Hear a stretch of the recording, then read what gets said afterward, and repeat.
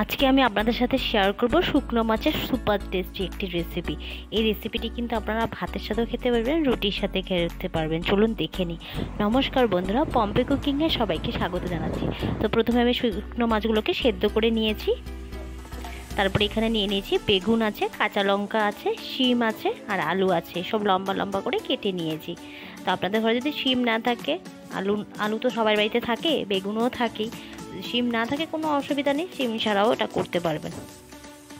তো সমস্ত কিছু আমি ভালো মতন করে কেটে ধুয়ে নিয়ে নিয়েছিলাম। তারপরে একটা কড়াই বসিয়ে দিলাম।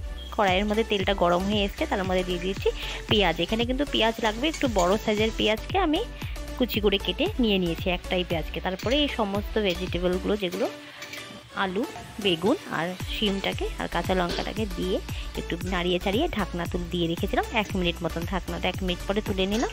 তুলে নিয়ে দেখলাম একটু কিন্তু মজে গেছে, তাও আরেকটু আমি নাড়িয়ে নিচ্ছি। তো নাড়িয়ে নেওয়ার পরে দিয়ে দিলাম রসুন থেতো করা আর ওই সেদ্ধ করা শুকনো মাছগুলো, যেটাকে বলে শুটকি মাছ। তারপরে দিয়ে দিচ্ছি মশলা, যেমন লঙ্কার গুঁড়ো, হলুদ গুঁড়ো আর লবণ পরিমাণ মতন। এখানে জিরে গুঁড়ো পাউডার না দিলেও চলবে, আপনাদের ইচ্ছে হলে দিতে পারেন, আমি কিন্তু দেইনি। কিন্তু এটাতেই কিন্তু অনেক টেস্টি হয়ে গেছিলো রেসিপিটি। আপনারা এইভাবে একদিন বাড়িতে ট্রাই করবেন। তো আমি একটু মশলাগুলোকে কষিয়ে নিচ্ছি। তো আমি 2 মিনিট ধরে মশলাগুলোকে কষিয়ে নিয়েছি। তো এখন আমি এখানে দিয়ে দিব জল। তো আপনি জলগুলো দেওয়ার কারণ একটাই, কারণ এই আলু বেগুন এগুলো সেদ্ধ হতে হবে, তো শিমটা, তাই আমি জল দিয়ে তারপরে কিন্তু আমি এটা ঝোল ঝোল করবো না, কিন্তু এটা একটু মাখামাখাই হবে। তো এটাকে আমি এখন সেদ্ধ হতে দিচ্ছি। তো এখন দেখলাম এই পর্যায়ে অল্প একটু সেদ্ধ হয়ে এসছে, জলটা কিন্তু আরেকটু আমি শুকিয়ে নেব। আর আমার চ্যানেলের রেসিপিগুলো আপনাদের ভালো লেগে থাকলে লাইক, শেয়ার অ্যান্ড সাবস্ক্রাইব করে দেবেন। এই রেসিপিটি আপনাদের কেমন লাগলো সেটিও কমেন্ট বক্সে জানাবেন।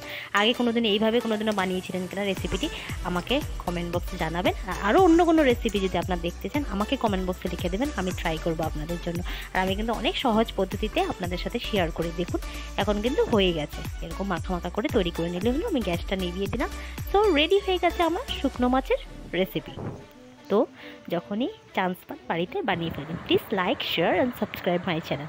ভালো থাকুন, সুস্থ থাকুন, টাটা, লাভ ইউ অল।